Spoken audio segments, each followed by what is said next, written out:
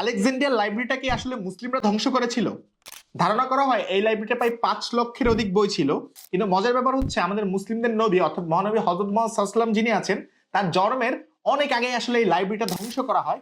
তাহলে প্রশ্ন হচ্ছে মুসলিমরা আসলে কিভাবে এই লাইব্রেরিটা ধ্বংস করলো? কারণ আপনি বুঝতেই পারছেন মুসলিম ধর্মটা প্রচার করেছেন আমাদের মহানবী হযরত মুহাম্মদ সাল্লাল্লাহু আলাইহি ওয়াসাল্লাম, অর্থাৎ এই আলেকজান্দ্রিয়া লাইব্রেরি যখন ধ্বংস করা হয় তখন তার আসলে জন্মই হয়নি।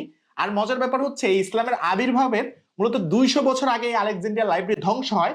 কিন্তু আপনি দেখবেন বিশেষ করে কিংবা এর মধ্যে কিন্তু ব্যাপক হারে প্রচলিত বা অনেক মুসলিম হয়তো একটা ভুল ধারণা রাখে যে মুসলিমরাই আসলে আলেকজান্দ্রিয়া লাইব্রেরি ধ্বংস করেছে, যেটা আসলে সম্পূর্ণ একটা গুজব। তো এখানের মধ্যে কিন্তু একেবারে দেখানো হয়েছে যে আলেকজান্দ্রিয়া লাইব্রেরি মুসলিমরা ধ্বংস করা তো দূরে থাক, আলেকজান্দ্রিয়া লাইব্রেরি যখন ধ্বংস করা হয় তখন আসলে ইসলাম ধর্ম প্রচারই শুরু হয় না বা মহানবী হযরত মুহাম্মদ সাল্লাল্লাহু আলাইহি ওয়াসাল্লামের আসলে তখন জন্মই হয়নি।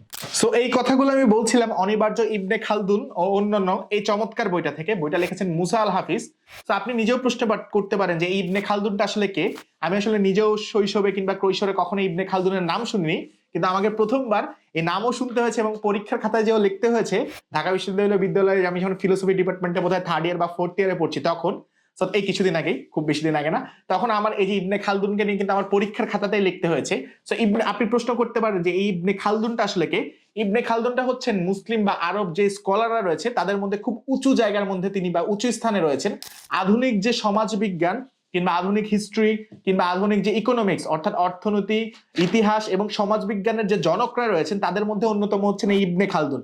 আপনি চিন্তা করেন অ্যাজ এ মুসলিম আপনি এই যে 3টা বড় বড় সাবজেক্টের কথা আমি বললাম তাদের যে এই সাবজেক্টগুলোর যে জনক বা আধুনিক সময়ের জনক কিন্তু বলা যায় ইবনে খালদুনকে, কিন্তু দুঃখজনক ভাবে আমরা কিন্তু তেমন কেউ আসলে ইবনে খালদুনকে চিনি না। সো ইবনে খালদুনের একটা বিখ্যাত কাজ রয়েছে বা বিখ্যাত একটা বই রয়েছে যে বইটার নাম আমি একটু পড়ে শোনাই আপনাদেরকে। Book of lessons, record of beginnings and events in the history of the Arabs and the Berbers. অর্থাৎ এই বইটার জন্য তিনি মূলত বিখ্যাত। এই বইটা তিনি 4-5 বছর 6 বছর ধরে অনেক দিন ধরে তাকে আসলে রচনার পিছনে সময় দিতে হয়। আর এই বইটার একটা ভূমিকা রয়েছে, এই বইটার একটা ভূমিকা রয়েছে এই যে আমি যেটা বইটার নাম বলছিলাম কিতাবুল ইবার, এরপর অনেক বড় নাম। তো এই বইটার ভূমিকার নাম হচ্ছে আল মুকাদ্দিমা, যেটা আমাকে আমার বিশ্ববিদ্যালয়ে একটা বড় ভাই সবসময় তাড়া করতে যে তোকে অবশ্যই মুকাদ্দিমা পড়তে হবে, কারণ মুকাদ্দিমা আসলে এমন একটা বই যেই বইটার মধ্যে অর্থাৎ কিতাবুল ইবারের ভূমিকা হচ্ছে মুকাদ্দিমা। এই মুকাদ্দিমাটাই আসলে এত বড় বা অনেক সময় নিয়ে আসলে রচনা করা। আর এই মুকাদ্দিমার মধ্যে নাই এমন কিছু আসলে নাই, এই মুকাদ্দিমাকে আপনি এক প্রকার বিশ্বকোষ বলতে পারেন। তো এই ইবনে খালদুনের নামটা কিন্তু আপনার অবশ্যই জানা উচিত বা ইবনে খালদুনকে নিয়ে আপনার পড়া উচিত। আর বিশেষ করে এই বইটা বা আমি আসলে অনেকগুলাই মাঝে মাঝেই হচ্ছে ধর্মীয় বই পড়ি, বা এই বইটাকে আমি ওইভাবে ধর্মীয় বইও বলবো না কারণ বইটার আসলে টপিক গুলো আমার কাছে খুবই ইন্টারেস্টিং লেগেছে, বা যে আলোচনাগুলা এক এক টপিকে, যেমন প্রথম দিকে যে ইসলামের ব্যাপারগুলো রয়েছে বা মিথ গুলো রয়েছে সেগুলোকে ভাঙার চেষ্টা করেছে। আপনিও পড়ে দেখতে পারেন অনিবার্য ইবনে খালদুন ও অন্যান্য মুসা আল হাফিজের লেখায় চমৎকার বইটা।